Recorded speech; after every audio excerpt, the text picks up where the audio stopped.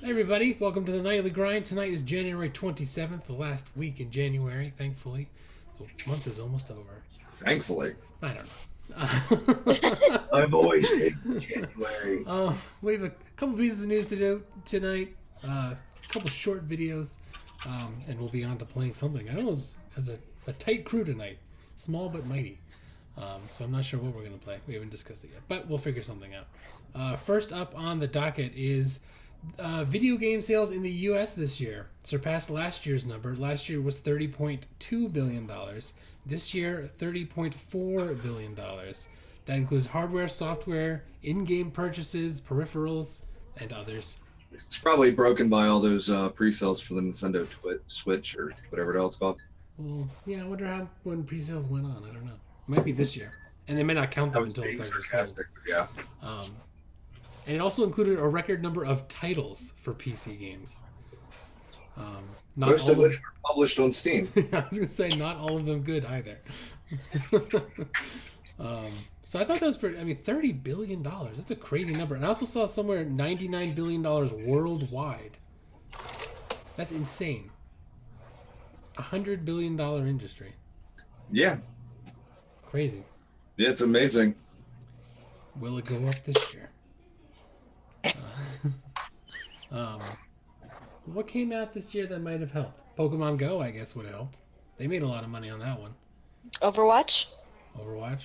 Battlefield 1, I guess. No, re-release. I guess. Yeah, New expansion. Warcraft expansion, that helped. No Man's Sky, the biggest ripoff of the year. Clash of Clans, Candy Crush, things like that. Those have got to be some of the largest markets. League of Legends. For the same reason. That's always going up and up and up because the player base keeps expanding. It'll eventually hit a peak and then it will go away. Yeah, it'll hit a peak and then it'll stay there for a long time, I think. Yeah, they thought the same thing in Warcraft.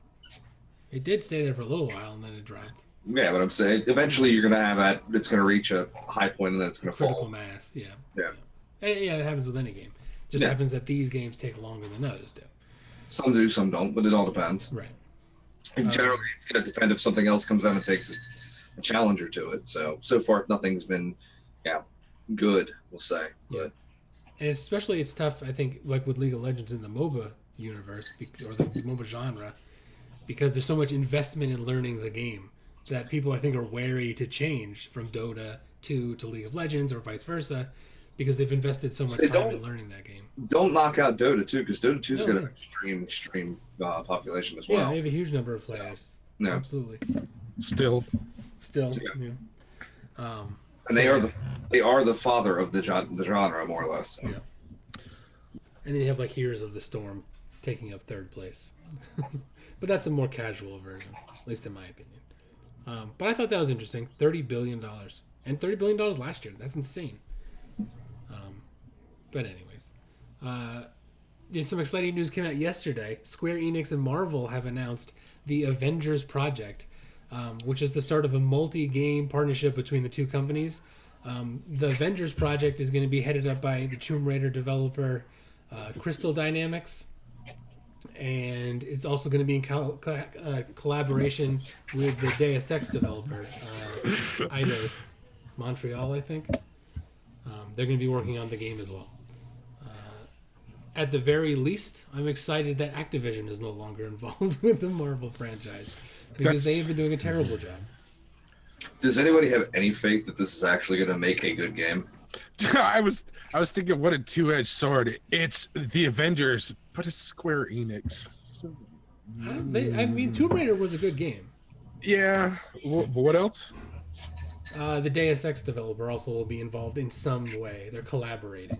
The question is, what is it going to be? We know nothing about it. That's it. So there's nothing to talk about here. Sorry. I didn't even put the video on to show because the video gave you such little information. The video just essentially told us it's happening. It's like, they're making a game. Really? Yeah. Okay. What is it? A fighter? Is it an action RPG? It better be a fighter. It's hard to tell. You know what I'm saying? I don't think it's a fighter. Well, no, not just like no, but I mean, Maybe like a brawler. 4v4. No, it'd be 2v2. So we're gonna have three friends. It can only be 3 friends. Two people and all 3 of their friends. Yeah. I don't know. It's too early. I was gonna say, what is it going to be? What's the genre going to be? Da da da da. I mean, Yeah, and it's also a multi-game. It's also a multi-game partnership. So this is one of several games. We don't know how many. We don't know who else is involved. it's one of many piles of shit that. I don't know. I know the last Spider-Man game got good reviews, and that was a different publisher. I don't think that was Activision. I'm not saying. I'm just saying it. Show me. Yeah, no, absolutely, absolutely. And and what is it going to be like? I'm not sure how you can do an Avengers video game and make it somewhat interesting and fun. It's one of those. I'm just saying it's. Telltale's working on an event. No, they're working on. I highly doubt it's They're working on Game of Thrones. which I am going Guardians to of the probably Galaxy. start watching. What? Telltale? Game of Thrones. Oh, Game of Thrones. Yeah, we're working on a Guardians of the Galaxy game. They also have a Game of Thrones game, which is terrible, apparently. So, Well, Telltale games are hit and miss usually. yeah. So, I'm just saying it's like if you're going to hypothesize about it, which is the only thing we really can do. exactly. I mean, what is it going to be? Yeah. You know, you can't really do like the action like progression RPG game with the Avengers. You can't really do like Procedural platformer. yeah, I mean that just kind of seems stupid. Yeah, they could do it. I mean, if They're Tomb gonna Raider team make is it. involved- They're gonna make it just like Overwatch. That's if they're smart. That's what they'll do. They'll capitalize on that that's style of job is- gameplay.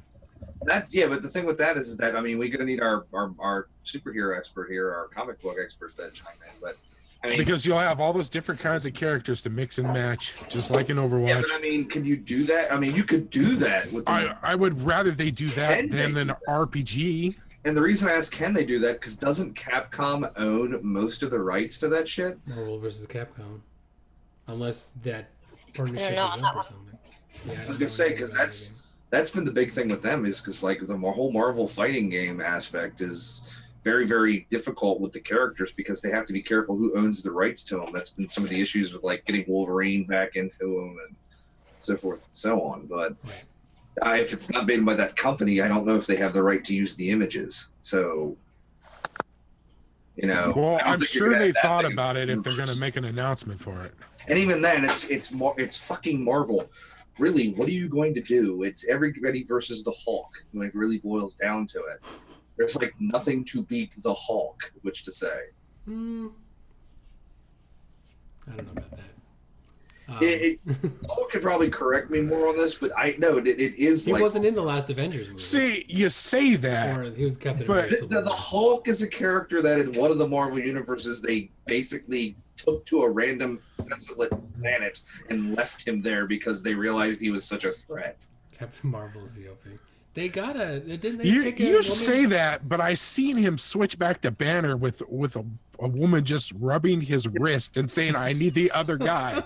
So, come on. Yeah, but are we doing it in the current Marvel universe? With he the got In the Marvel conquered. universe, the Hulk disappeared. Hulk could get conquered He- by he a went- he red-headed went into black hiding. leather. He went into hiding. It's because he was too powerful to be in Civil War. How come our essentially. comic book expert here is not chiming in? Because I was trying to educate myself on something I didn't know. I was trying to figure out the whole, God. The I was Hulk trying got to figure out the whole Capcom thing. Okay, so what's going on? the Hulk got conquered by a redhead in a black leather outfit. Whom loved him. I loved him. Yeah, She betrayed him. it Or does. he It betrayed does her, bring it back or to more magical powers. They Doctor betrayed Strange. each other. Captain Marvel didn't they find it? Don't they have an actress for Captain Marvel now? They had one Yeah, I picked. I'm think pretty so. She sure. was in that movie Room, right? Anyways, they have an actress for it, I think. So there is one coming out at some point. I don't think it's going to be based in the current Marvel universe, though, or the universe via the movies. Yeah. That's my well, yeah, in the movies they had to get rid of the Hulk for at least a while. He'll come back in Infinity Wars probably. He's too much of a Two- game breaker. He's too powerful. Yeah, 2019. whoever side he's on in Yeah, with the in Civil Cap- War. in it's Civil gonna War, be- it wins. He's like, that side wins. Although Captain Marvel. they could make Scarlet Witch actually be as powerful as she can be, and then that could even it out. Captain Marvel's I still think Thor could 2019. Even it out too, though. Yeah, that's true. Yeah, Thor was mysteriously gone for that. Scarlet Witch is still not very powerful. Everybody with the game breaking, Yeah. elements happen to be missing from that movie for some reason. They're holding it back for Infinity Wars. Well, And then if they everybody's gonna had unleash their powers. if they had the game breaking people in there, then Black Panther wouldn't have seemed as cool as he was. Yeah, exactly. True. Same with Spider-Man. He wouldn't have seemed as cool as he was. Yes, they would have been crushed. But that's way off. Not necessarily Spider-Man. Way off track. So, I'm curious to see what it's going to be game-wise. I don't think I have no hopes because most of the time, anything based off a movie is usually going to end up poor, and in most cases, I mean, I don't really I think. don't know if it's movie based. Well, even it's universe based. It's what are they going to do? Yeah, I mean, that's the huge question. What is it? Think What about- kind of game is it going to be? When's the last one you really remember? The only thing that really like pops into my head is like the old arcade X-Men games. Ultimate Alliance. That's a fighting game though, isn't it? Well, yeah. Other than fighting The game. fighting It's games. a, Yeah. it's a team-based fighting game, but yeah. Okay, so but I'm saying it's still a fighting game. I mean, other than a fighting game, what do you think of? My bet is Overwatch Well, style. Wait, hold on. What do you mean by fighting game? Are you saying like Street Fighter style? Because that's not how it was. It wasn't PvP. Damn, It baby. was you made a That team and it is was player versus one environment. meaty sandwich. Oh, Thank you for I know following. which one you're talking about. Yeah, I know which one you're talking about. Yeah, Ultimate Alliance. Yeah. It They made is two one of them, meaty didn't they? sandwich. And there was a Wolverine game and there was a Deadpool game. The Deadpool game I've heard was pretty good. Yeah, the Deadpool game's worth watching just for the The cutscenes. just watch the cutscenes. So Yeah. I don't know anything about the gameplay, but I know the cutscenes were good. the gameplay I heard was like mediocre and average, but the cutscenes are worth the price of admission. Oh, speaking about the somewhat Marvel-related universe, I did hear that Logan, the movie Logan, is officially rated R, even though we sort of knew that it was already. Yeah, you had to take a pay cut. They did officially get it rated R. That's a good come out in the news. He had to take a pay cut because it was rated R. Yeah, Yeah, that's true. yeah, I can imagine they were concerned about it not making as much money. There's not as many people can go to see it, so. Most of the Marvel games Yeah, are trying to because milk that's every what last cent they happened, can out of the movie. Yeah, exactly. That's Yeah, why games when based on movies are always suspect. That's why when I saw Deadpool, there was like 15 kids in the audience. Yeah. I can't. An R rating really true. comes out. It was you and all the kiddies, huh? Yeah. Did you share a big tub of popcorn? So me and my friend Jason are sitting there watching. It's like, man, at the end, we're like, man, those kids are gonna have some really interesting questions for their parents tonight. It's like, Why really? was Deadpool getting in the butt? That was awesome. I think I spit out my yogurt at that part. That whole scene was unbelievable. Anyways, let's move on from Marvel. So after the Nintendo Switch release or the reveal, there's been a bunch of industry professionals who have been reacting to it to some degree. Specifically over the past couple of weeks, which we really haven't touched on, is questioning the power of the console. And the reasoning, and also sort of discussing the reasoning why third-party support is so poor is because it's underpowered, and Nintendo is historically over the past several generations been underpowered. made pieces of shit. Okay. Right, and specifically one of the developers from Titanfall and Titanfall 2 was talking about it, and like there's no way we could port this over to that thing. It just wouldn't be able to. And we sort of discussed last week that the Zelda game, which is their flagship game, is 900p and capped at 30 frames per second. Well, you saw the one I showed you last week with where it was the Skyrim versus PC versus Skyrim versus Switch, which was like everything was smooth because it couldn't do any detail. I don't know. I've watched a lot of videos on it this week, and everybody's I guess agreeing, or I'm agreeing with them. The aspect it's going to be a complete. I don't think it's going to do shit. I don't think it's going to be a failure. It's just it doesn't have the same appeal that the Wii did. Maybe because the Wii was so novel at the time and so new. Lightning doesn't strike twice. Yeah. They can't keep dipping into that motion control over and over and over again. Fanboys are going to buy the shit out of it, but it's not going to be a commercial success.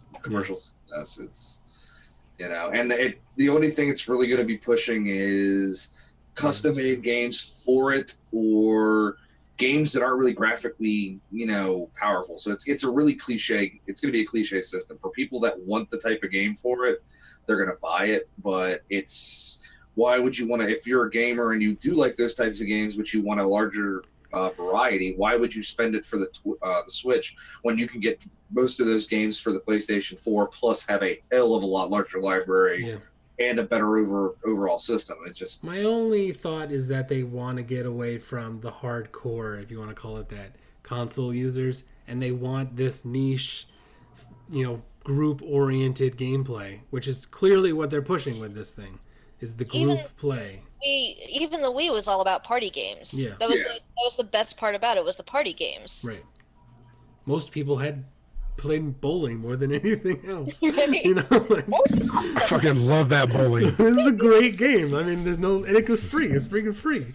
But it's that, and it's with the whole online feature aspect. It's a gimmick. It's all it's ever going to be. It's like I said, Nintendo's still praying to God lightning's going to strike twice, and they're kind of forgetting that that's just, it doesn't happen. It really doesn't happen. The Wii U was an anomaly. It was just like, I think it just came out at the right time. The regular Wii U. Yeah. That's what Kara's saying, is they named the Wii U incorrectly. They should have named it something else. Yeah, because it's named. It's too closely named, and they weren't very similar. But again, and I also think there's other issues with the Wii U. I think it was just a strange system at a weird time frame to be coming out. I don't think it was utilized properly either. Like I said, Nintendo's way too gimmick. They're way too worried about gimmicks and not actually making something decent. Nintendo just stuck to their guns and made it. I said it last week. It's like if they just stuck to their guns and made a real console that would actually compete, not even necessarily graphically with the PlayStation 4 or the Xbox, but if they just focused on making it good instead of going for the, oh, look, it's motion controlled bullshit and all the crap, if they just made a regular console, like going back to their roots with like the Nintendo, the N64, Super Nintendo, instead of going with all the bullshit, I think they could definitely dominate the market. But it's just, they're too, look, if you shake our controller, stupid shit happens. And they're too much into that. I can hear how much ice is in the glass. Oh, yeah, you can feel the difference. Yeah. HD. You can hear the souls I've collected.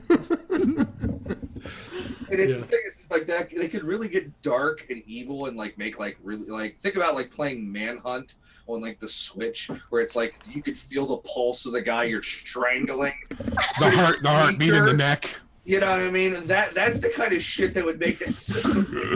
The heartbeat of his neck as you're choking. Really show off that HD rumble. Dude, could you imagine that peripheral, a neck, and you just a head, you got to choke it out, and you can feel the heartbeat in it. They would have to come out with everybody right now is thinking that's dark and evil, but man, that would be sweet. Yeah, so it's just like that would be something. But you never see. That's innovative. Somebody at Nintendo would like faint at the thought of that. So it's just, what's the point of having that technology if you don't really go like crazy all that shit? You know? Stalker game. It comes with a mannequin head and breast. Okay, hold on for a second. This is a Japanese company that is not too far fetched. Okay, that really isn't so far. Hey, that'd be cool. I'd give it a go one time just to see how it is. Sorry. I don't even go 10 years. Like the Wii, if the Switch is a failure, they'll sweep it right under the rug, and within 4 years you'll see a new system. Yeah. Nintendo's got the bank; they can do that shit. Well, I did, and Kara was talking about the Wii U, milking it. I think the Zelda game is going to be the last game for Wii U. I mean, they're just cutting it off. They're done. Well, they have a new system. That's what everybody does. Yeah, I mean, well, not everybody. Sometimes they'll allow games to still come out for them for like a year or whatever. Certain, like Sony will do that with their systems, but Xbox did it too. Yeah, but it's not even. It's not the platform's decision. It's the actual companies that are making. Right, the third party guys. Yeah, it's already in production. There's no reason to stop it. But there's not enough third parties making for Nintendo to make it. So yeah, So when they stop producing, everybody stops because they're the only ones producing. So back to the original discussion. Yeah. There's not enough third-party people making games. Although Skyrim's coming out, so I mean, it's an old game now too. Yeah, which will probably have a good 2 hours battery life on that system with the amount of graphic power it's going to need. So, and it's not going to have any add-ons. For which it. make the game what it is. You're getting a stock Bethesda. Is it Bethesda? Yeah, it's Bethesda. Yeah, Bethesda. Yeah. Which basically means it's not going to function 100% well. Right. So, yeah. So. Avoid. Get a PC. I guess that's enough Nintendo talk for one night. Apparently, the closed beta for Ghost Recon Wildlands, you can sign up for now, and they are going to be holding it from February 3rd to February 6th, which I'm assuming is a weekend. Next weekend. Yeah, next it is. weekend. Actually, it's next weekend. Next weekend, yeah. Preloading beginning on the 1st, which is Wednesday, I think. You can sign up for the closed beta for all 3 platforms on the Wildlands website, and you use your Ubisoft login. All accepted testers will be able to invite all 3 of their only friends to play on the beta with extra keys provided to you for your account. So you and your 3 friends can play together. I'm assuming it's probably going to be the whole game. I've been signed up for the beta now since like November. I got to make sure I'm signed up for it. Hopefully, if everybody we know gets it, we'll have enough keys to give out. Yeah, that'd be awesome. So be on the lookout for that. Not real much discussion on that.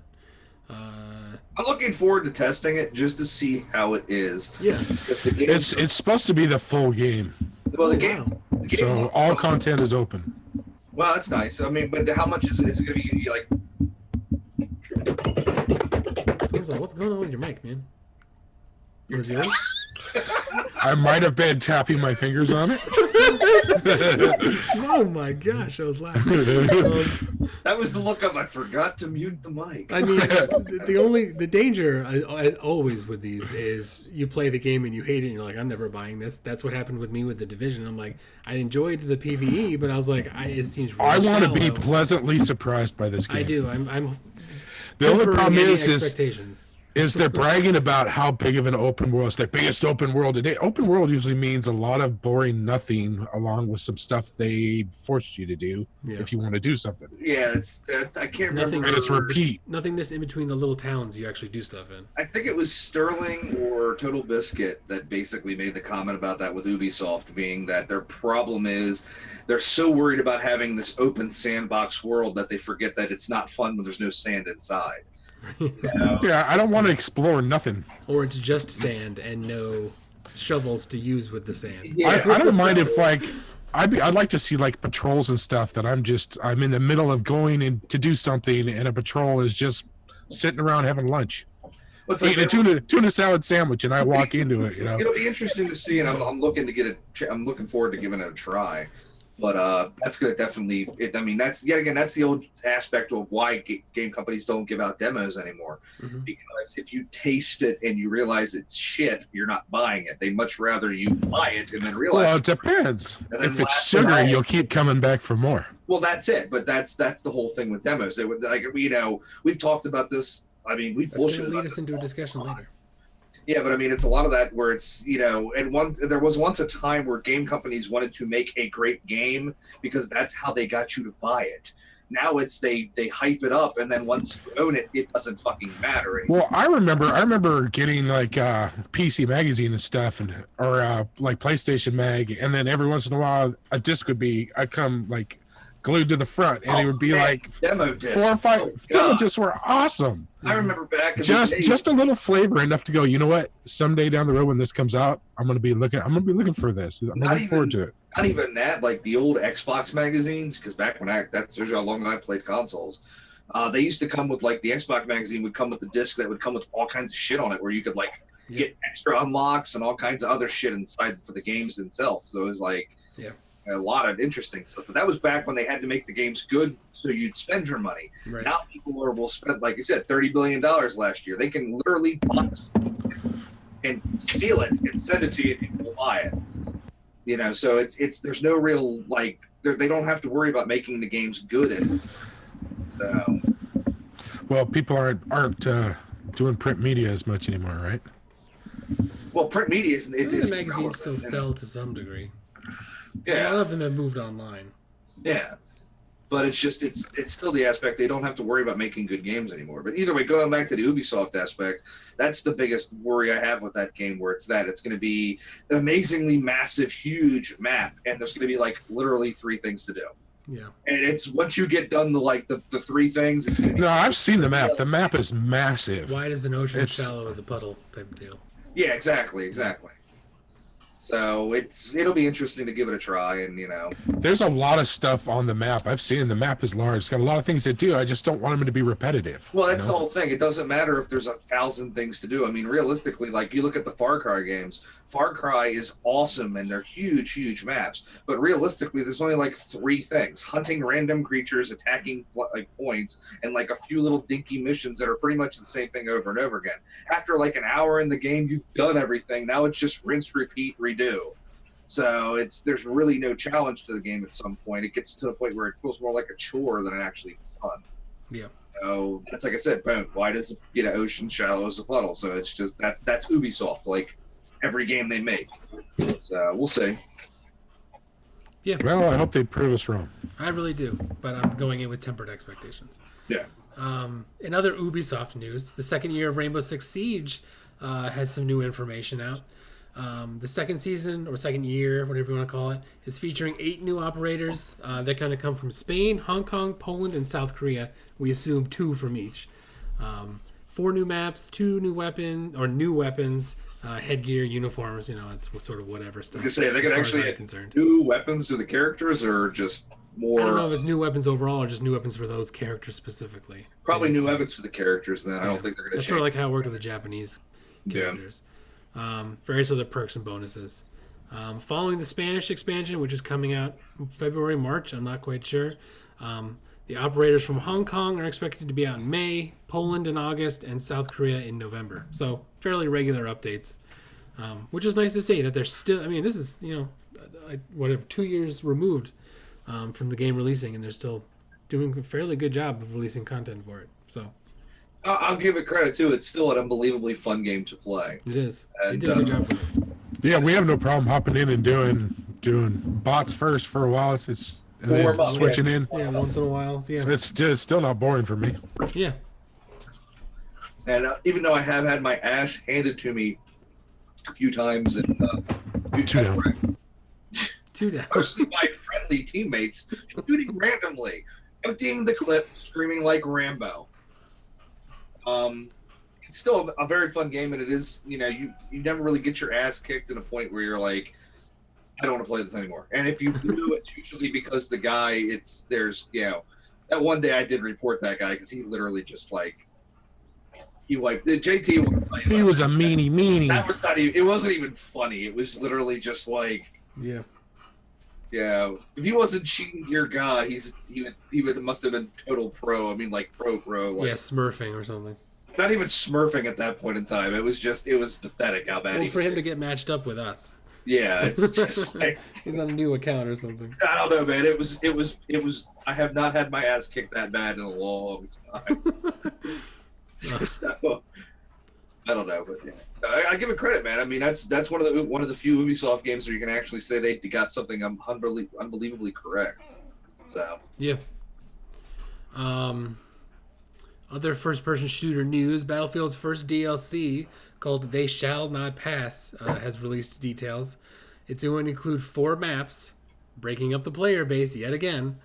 New frontline battles, which is a mix of conquest and rush. It's like conquest until one team captures the other team's HQ, and then it turns into a rush map or something. Interesting. Yeah.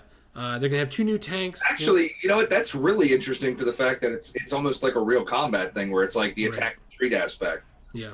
Oh. Yeah. They're going to have 2 new tanks. One of them's really huge, apparently. There's going to be a new melee elite class. Is it called the SARS tank? Gosh. I know they're eventually going to bring the Russians in. I guarantee they bring in that monstrosity. Hang on a second. I can tell you the names of the 2 tanks. There it is. Pilot a steel behemoth. Spawn into the Char 2C tank and control an epic new behemoth. Based on the real-world French tank, this super heavy beast may turn the tide of the entire battle. Okay. That's obviously, I'm going to assume that's going to be probably not even a controllable vehicle. It's probably going to be something like the Behemoth. the airship. It's gonna Yeah, maybe. Yeah, you just control the guns. Yeah, yeah. and the assault tank gun, the Saint Chamond or Chamond, I don't know how they would pronounce it in France, was the most heavily armored Allied tank of the war, dominated the battlefield with this impressive French construction. That's right, because this is the French expansion, isn't it? It's adding the French like soldiers. Yeah, they're adding a lot of French. Yeah, So we're gonna get all the shitty French weapons, like the Shoshko and all the other weapons that were horrible. Okay, that's great. yeah. And the part that I thought was the most interesting, they're adding a stationary siege howitzer. It's like the field gun is in the game, except you're going to fire it like you fire the mortars in the game. So you'll have an overhead view when you fire it, which I think it could be a lot of fun. On normal mode, on hardcore mode, it's just basically like, look at me standing still for the 50 snipers about to shoot me. Or anybody to fire a pistol at me. I don't care. I still love the fucking game. I really, really do. It's fucking awesome. But I'm excited. I'm excited for that one. I think that'll be cool. But again, new maps that only the DLC players can use. I have an issue with breaking up the community Well, like that. I've been seeing and reading some things saying basically their Battlefield 1 might have already hit its peak.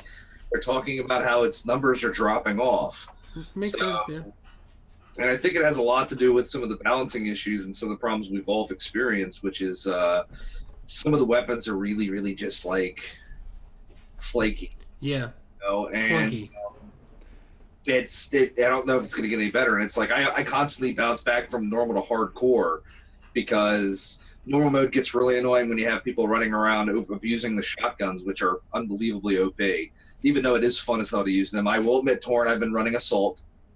Right? You bastard. Mostly because it's the only thing that can take out vehicles. So when the other team's pitching and whoring the vehicles, you need to go Assault to take out the vehicle. It is fun to just run around and like literally, Ash from Evil Dead everybody with the 12-gauge shotgun.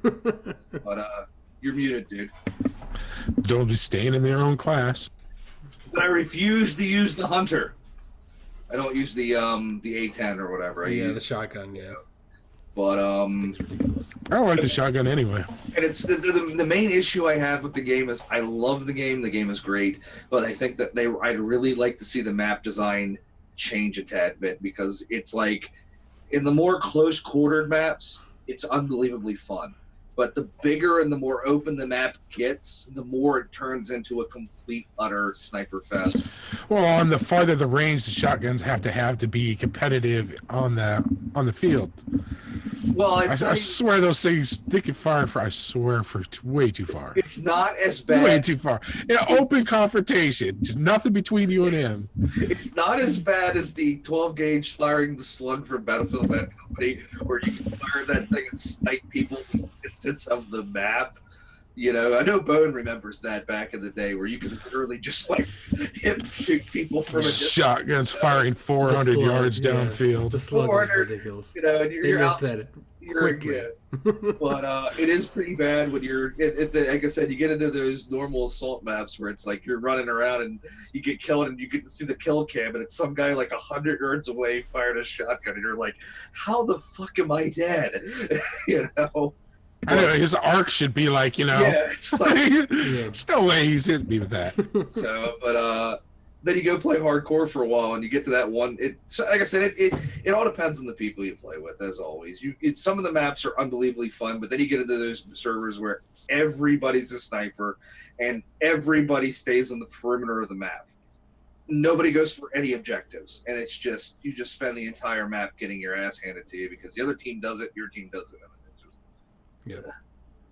so. Going back to your discussion about demos, there's a new game that's free on Steam right now called Cayn, Cayne.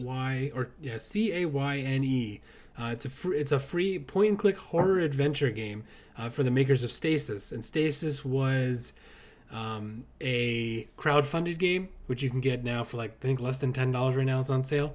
So this is like a prequel chapter to that game that you can get for free. So it seems like they're trying. It's like almost a demo to some degree, to get you interested in the game. From what I can tell about it. So we're gonna watch a video of it in a little while, but I thought it fit in well once you brought up demos. They made it for free for anybody to play, and you can go and try buy Stasis if you're interested in it. Of course, course, is a point-and-click adventure, which I know you hate. I don't hate them. I just find them boring. I don't hate them. I just can't fucking I stand just them. don't really don't like them. Everybody. I don't hate them. I just fucking hate them. This is something that we may enjoy. The former president of Rockstar North has launched a new unnamed studio and announced its first game called Everywhere. The open world game aims to allow players to go anywhere and do basically anything.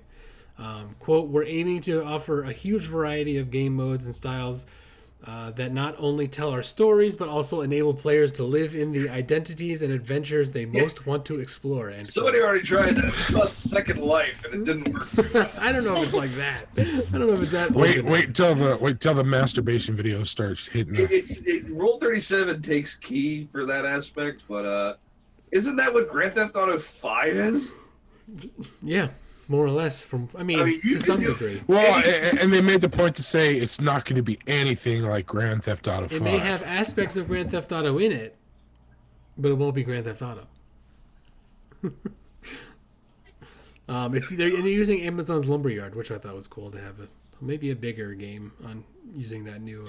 A lot of people seem to be switching over to Amazon's Lumberyard for some reason. I wonder why. Because Cloud. there's a shit ton of people that use Amazon.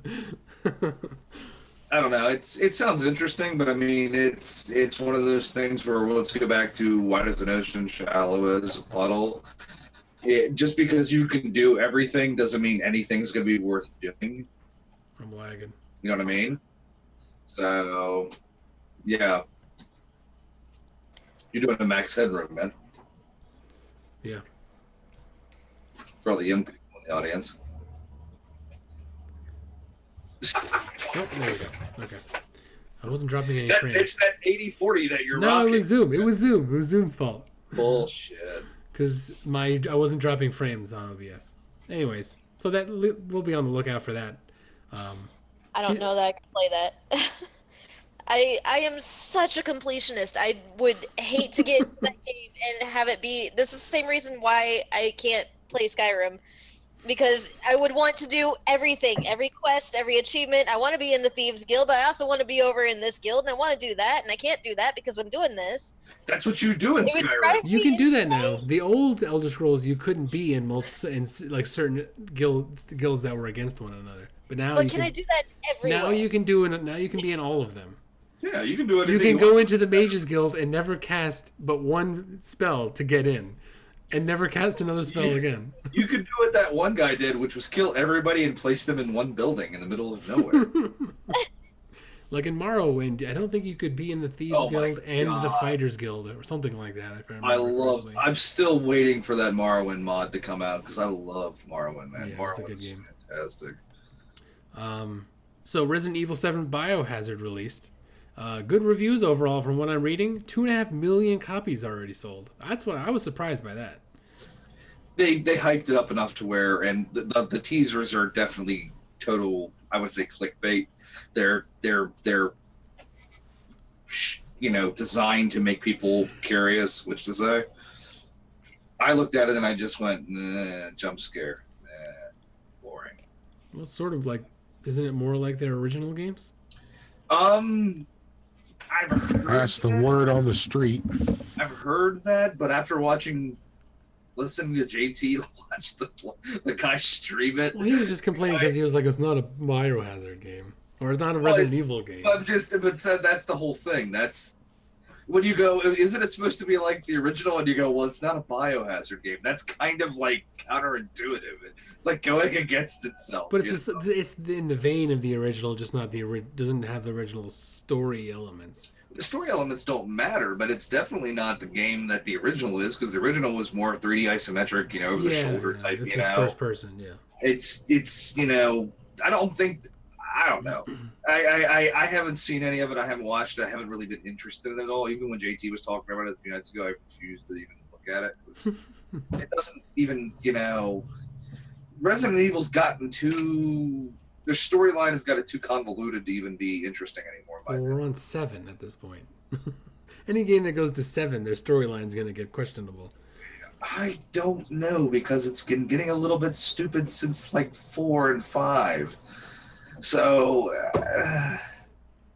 I don't know. It's what if you went like the original like 3 games were fantastic. The first 3, even Code Veronica, which was a Dreamcast exclusive, but then they started getting a little bit stupid, and the Resident Evil 5 kind of took it off the deep end, and they're not necessarily bad, but they're just I think that they could really make a large group of gamers happy if they went back to the original formula of the people trying to puzzles. So there's a lot of games that could make a lot of money going back to the original type of game it was, instead of trying to create something new, perfecting something that's old, and taking the same type of gameplay and just making it more modern and updating the engine.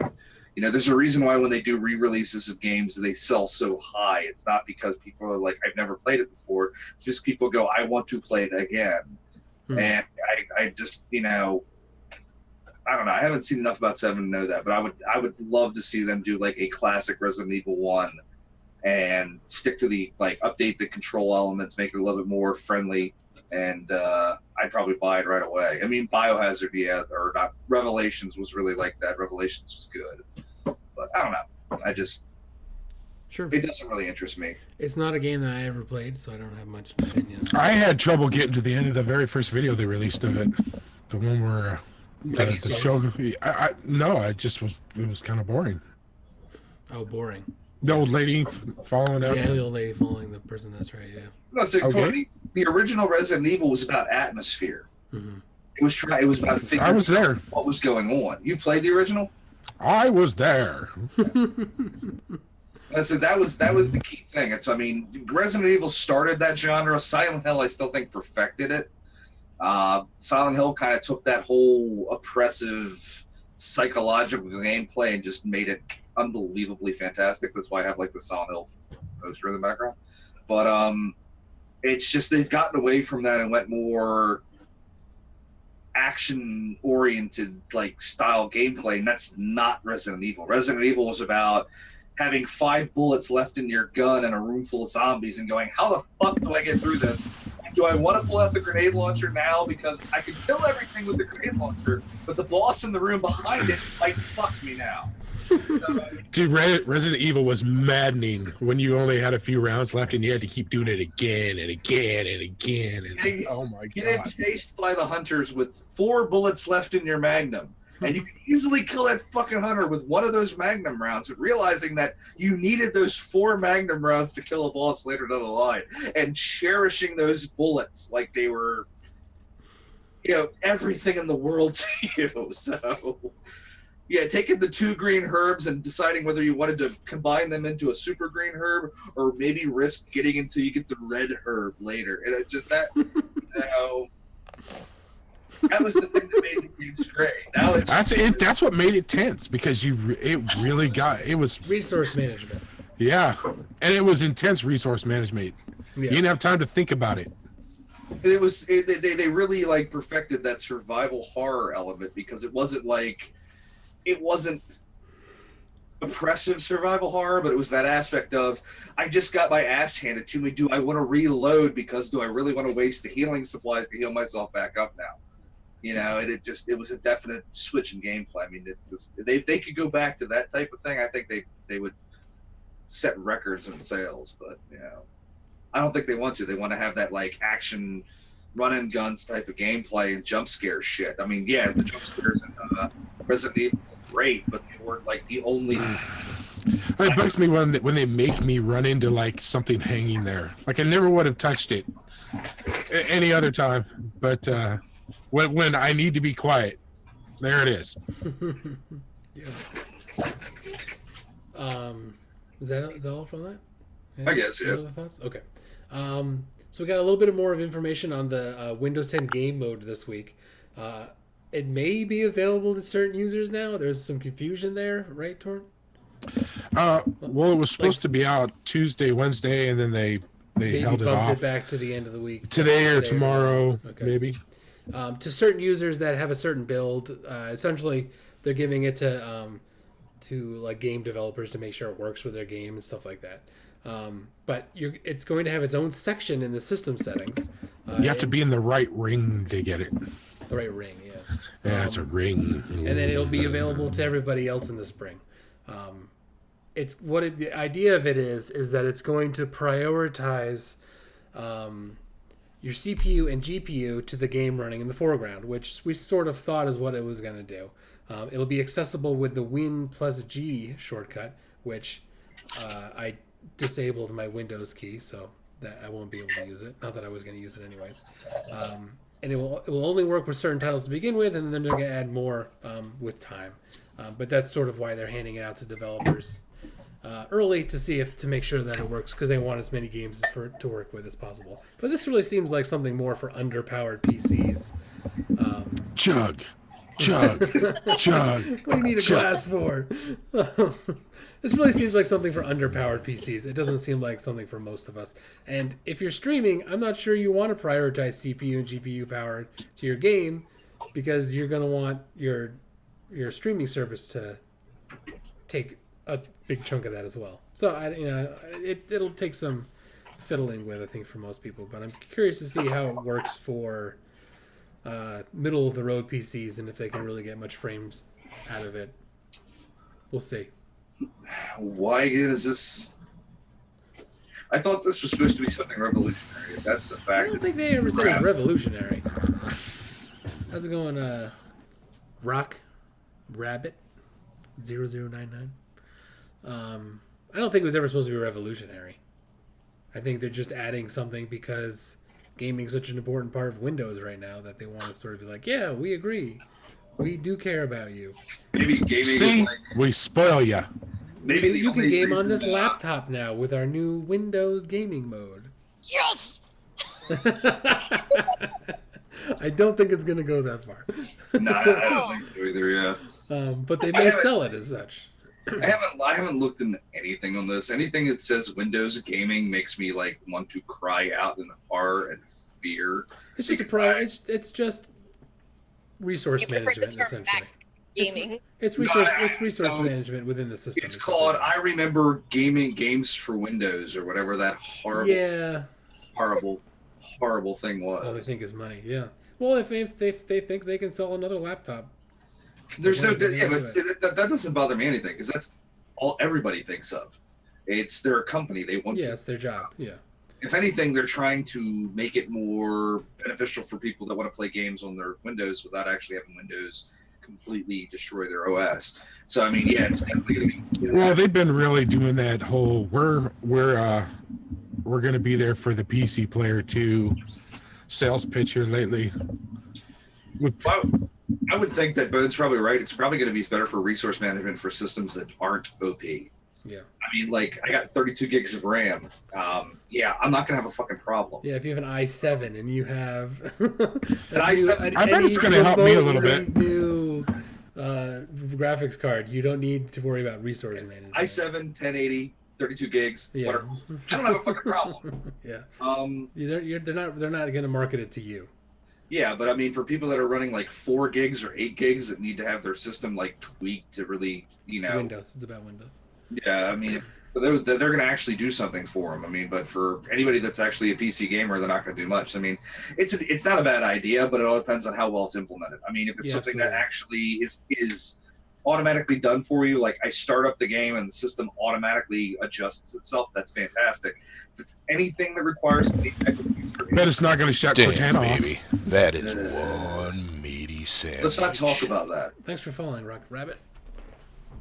But it's one of those things where if it's automatic, fantastic. If it's something that you actually have to put input in it, horrible. Because if the people that know what they're doing aren't going to have a computer that's going to benefit from that, because they're going to already know how to tweak their system to maximize what they need.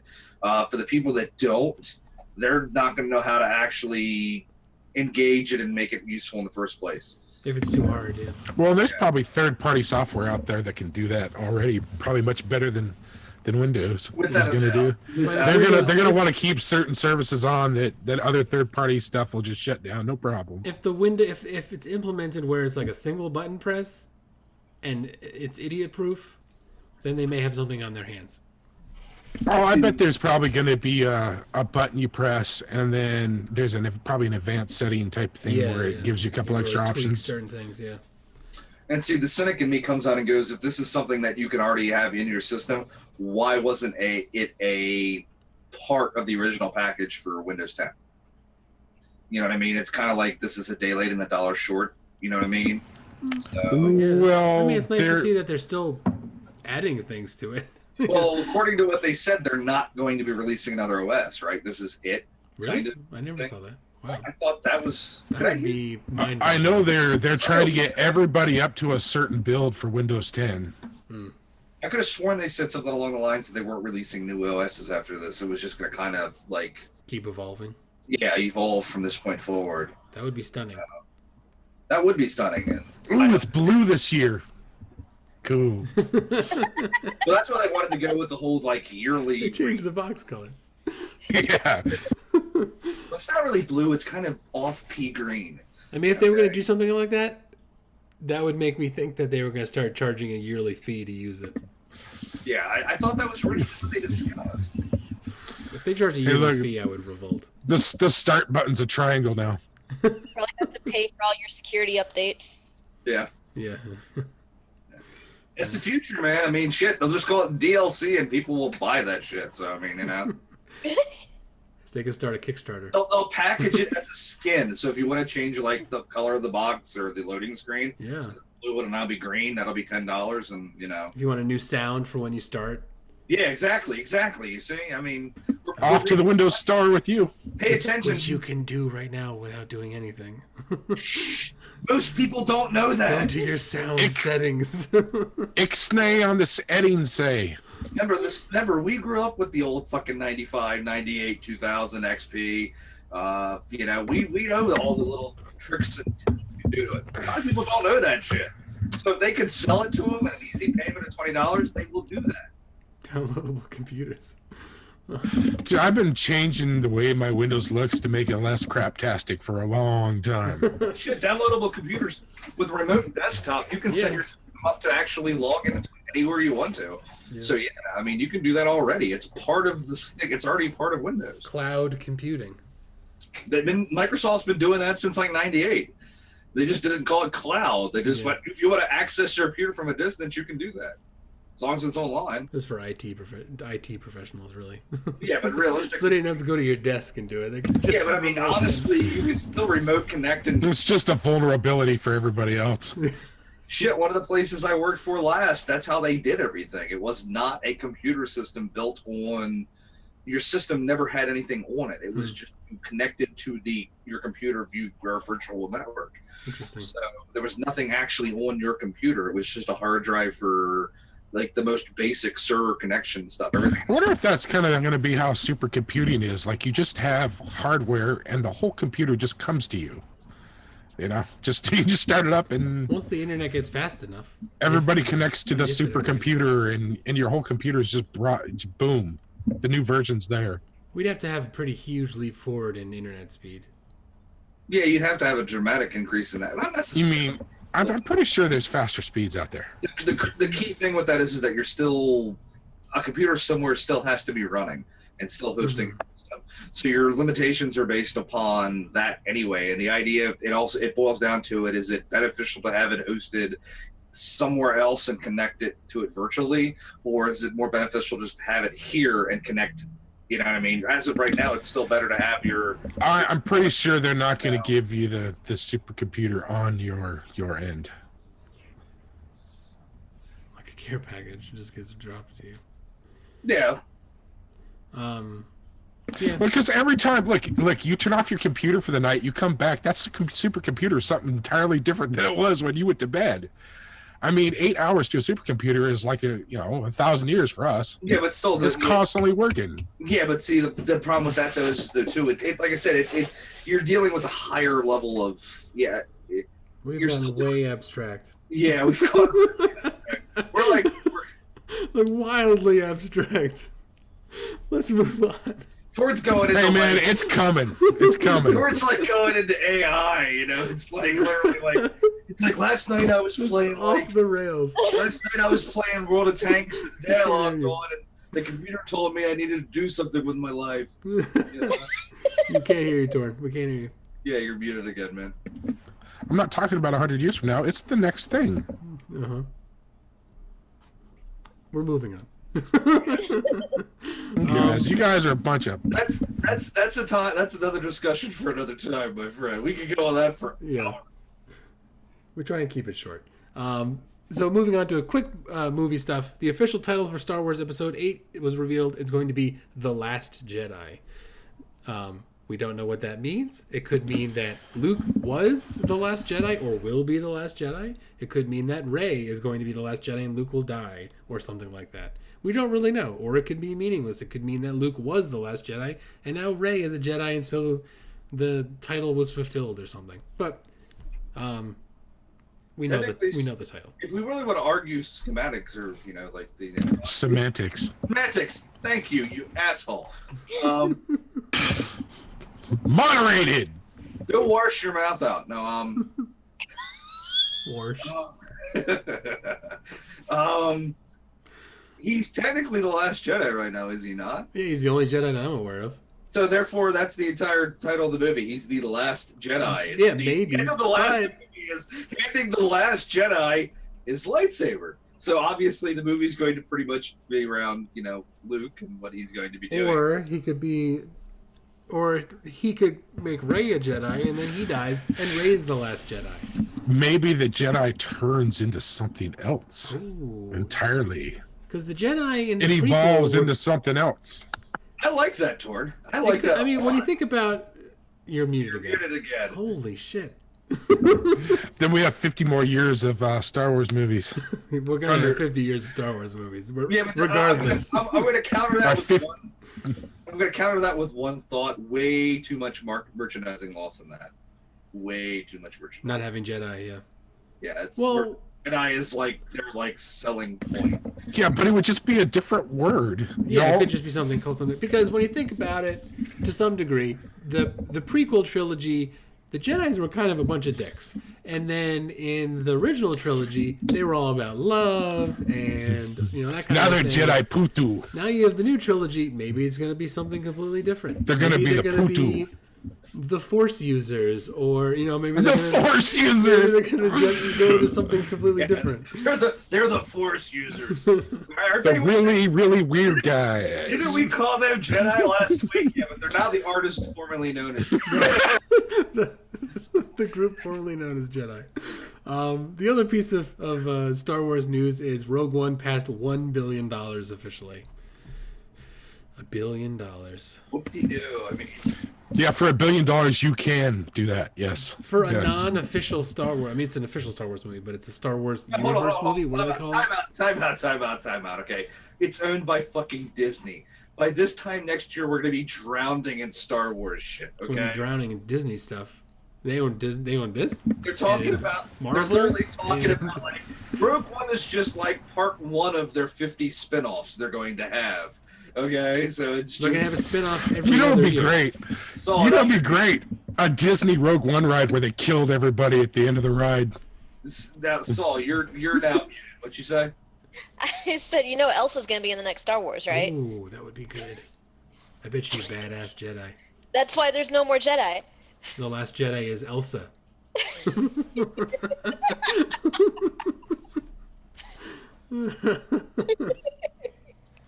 Yeah, So I then got- Scar comes out, kills her, and Simba has to avenge her.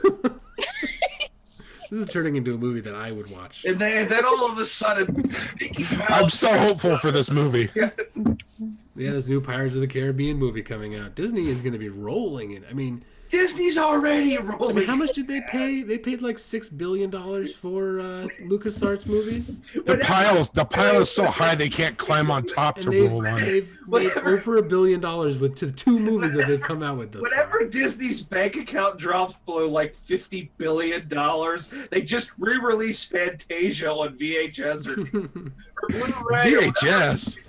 It's VHS. every like 5 years, it's like, this is the 50th anniversary Yep. of Umbrella. Buy this now. So it's literally pathetic. The Disney classic you were born to watch. It's like, pathetic, man. It really is. Disney's never broke. Torzo, are you moving your mic around? Maybe. Holy shit. Yeah, dude, we gotta fix you next time, dude, because you're louder than you, Don't be so sensitive. but it's like You you're gotta back really, up a really little bit. like, yeah. All right, you're as sensitive as my mic. All right, so we got two quick videos to watch. The first was the Kane trailer, which I discussed earlier.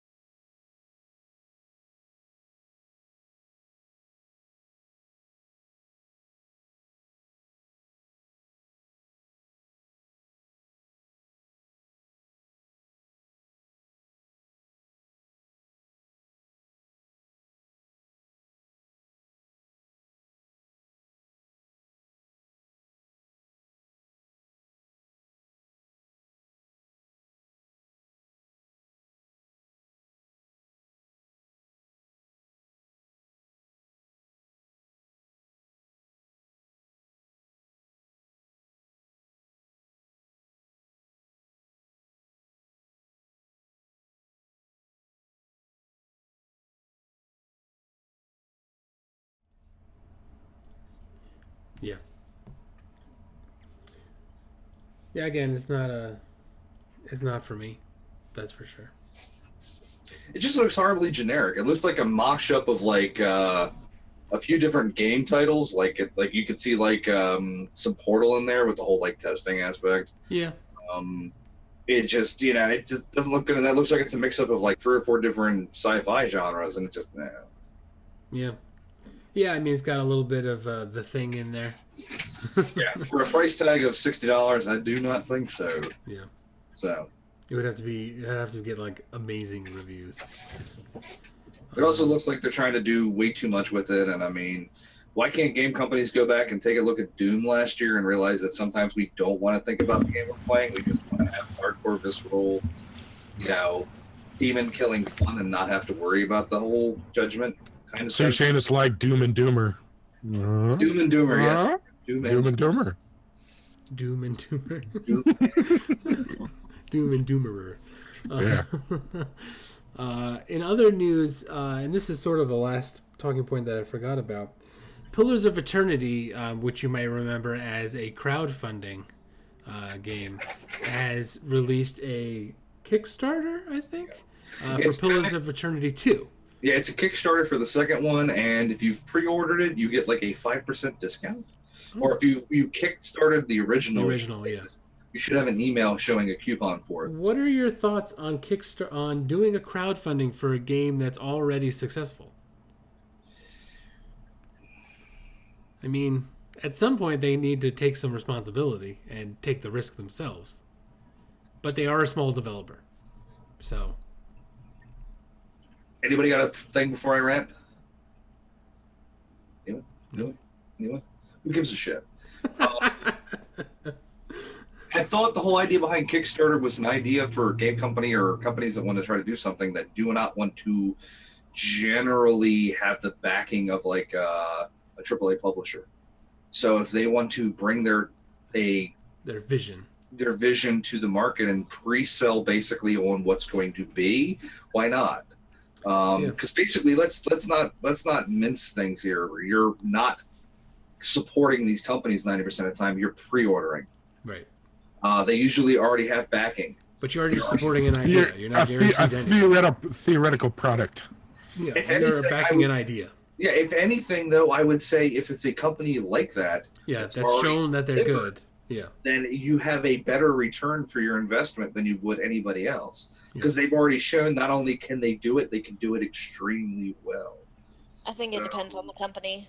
Absolutely. Well, yeah. And if I back something, pay for Kickstarter for EA or Bethesda even, or because they're already successful, they've already got all the money.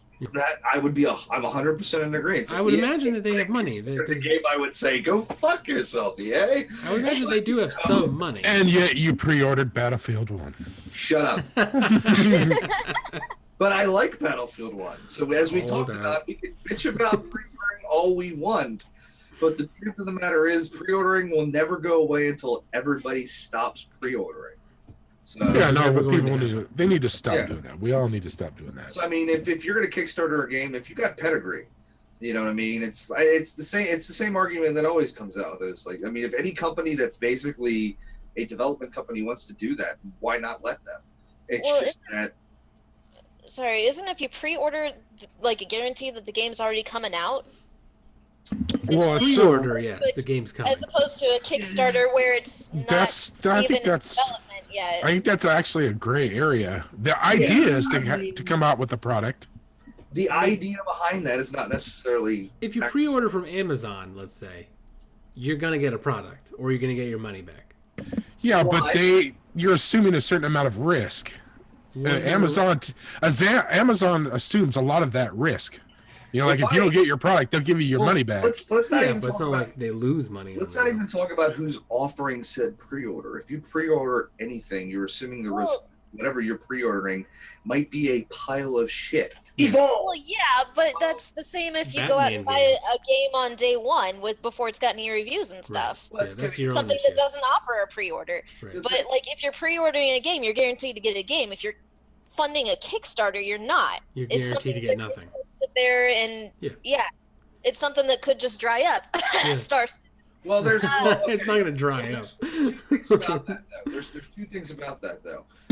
Star Citizen. With Kickstarter, not so much. All right, with Kickstarter, if they do not produce a actual product, you can nail them for it, and you can within reason. All right, because that's part of the terms and agreements with Kickstarter. They don't have to do much, but it's the aspect that you have a legal recourse to push if they do not provide what they say they're going to provide. Yeah, Star but Citizens, they they kind of give you like a demo level game and be like, oh, Yeah. look, we made something. pre-alpha game. Oh, we did it. but see, the thing is, again, you can. There is a level. Now, there are other Kickstarter like programs. One which completely it's Indiegogo. Indiegogo. That's it. That one basically is here's my money, and they do not have to give you a goddamn thing. Indiegogo is literally just a throw money at a company and hope. Indie going gone. They can literally send you a picture of their dick, and they do not have any. That is an expensive penis. That's a Kickstarter that I would back. But the thing with that though is Indiegogo also any money donated to the company stays with the company. So Yeah. even if they do not reach their goal, any money raised stays with them. Well, they should have some goals that they should be able to list goals that they intend to reach. You know. I don't know. I'm torn between this because I don't see it as a bad thing. Because if the company has a pedigree showing they can produce on the scale that they have, then I don't know if it's that bad of a risk. It would be no different than upping a game that you've never heard about before. You know what I mean? That's just out of the blue. Except this is a company that's already done it once and shown they can do it.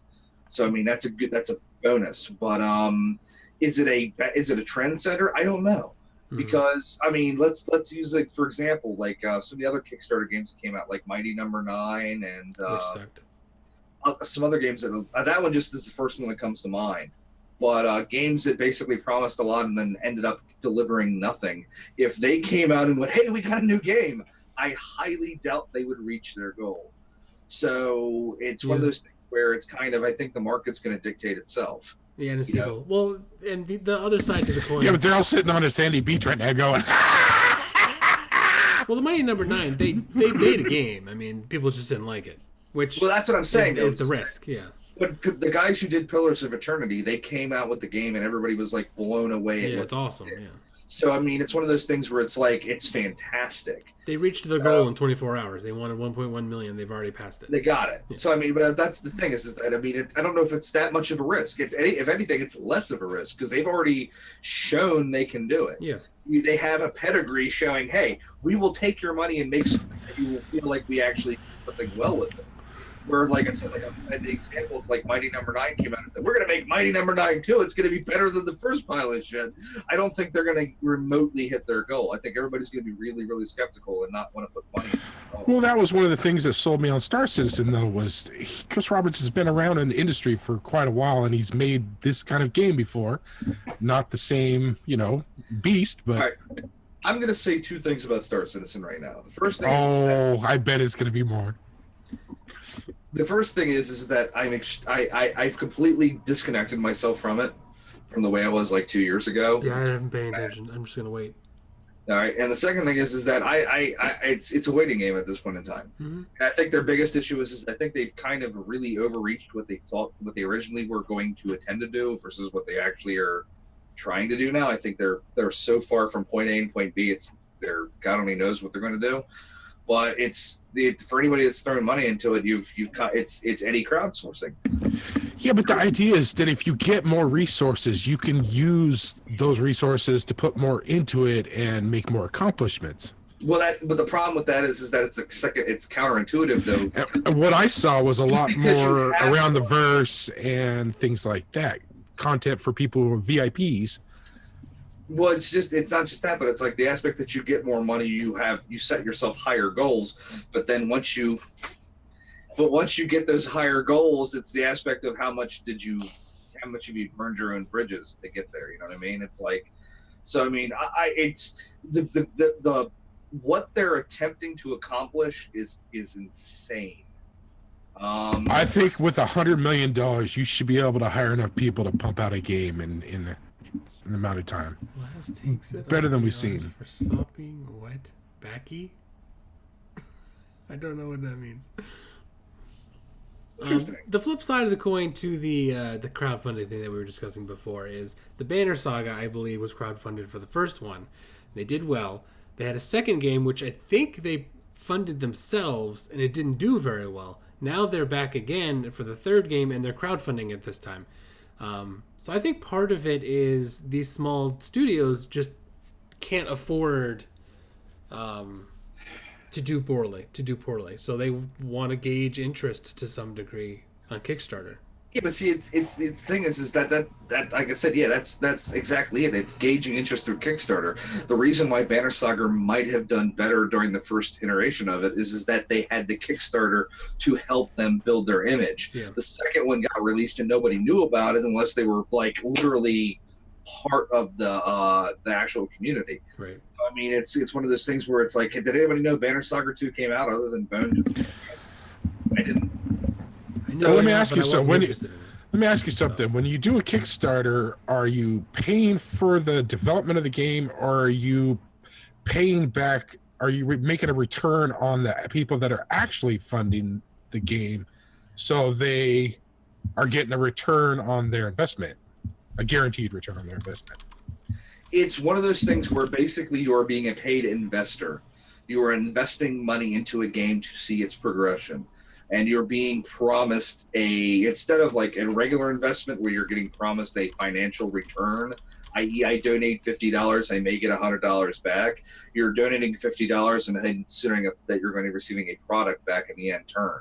But for the specified things they put as their, that's their thing. If we rewards make this much money, we're going to release the game. But if we make this much money, then we're going to release more to the game or something along that lines. But to go with what Bone was saying about that, though, it's one of those things where it's like I like to see the small companies do that because it allows them to break themselves away from publishing companies like EA, like Activision, where we will constantly bitch and moan and cry about how EA and Activision and Ubisoft have these horrible business practices.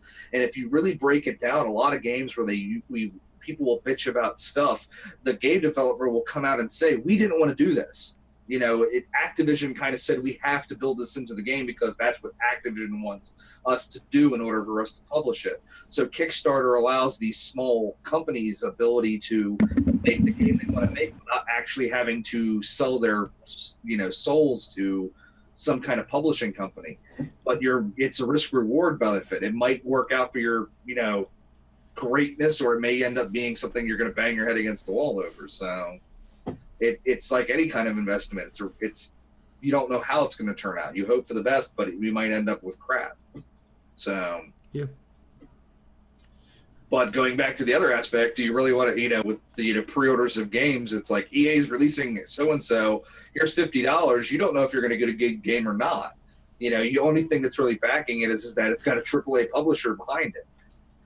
That's it. I mean, that's realistically, that's more of a guarantee than you're going to get from a Kickstarter, because at least the game's going to get released and hopefully, knock on wood, it's going to fix itself over the next 6 months. Because usually they'll support it and at least make something out of it. A Kickstarter game, if they release a pile of shit, you're left with a pile of shit. They don't have any kind of, Depends on the developer of a Kickstarter. Jordan said it best. They're sitting on a beach in Maui going, So I mean, they have no bearing to make the game good. They already got paid. Yeah. So that's why I almost wonder if it's like one of those things where the investors are like, all right, if you do the Kickstarter and we see $150,000, we'll greenlight We'll this back thing. the rest of it for you. Yeah. Well, some Kickstarters are that. Yeah, they are. That's how Star Citizen started. Of concept of going, people want this game. You want to, back us financially. And that's what the Kickstarter game is. I think Mighty Number 9 was that. I know one of them recently was that. Yeah. But it doesn't guarantee the game's going to be good.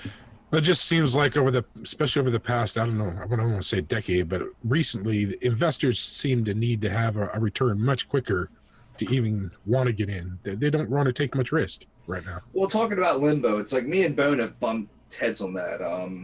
Richie said something about that. There's a difference between indie game developers doing stuff on their own level and indie game developers asking for money. Most of the time when you hear games about Limbo, can't even think of any off the top of my head, honestly. But they're not games that have gotten popular because they're fantastic. I mean, they get popular because people have played them and they talk about them, and then word of mouth sells the game for them.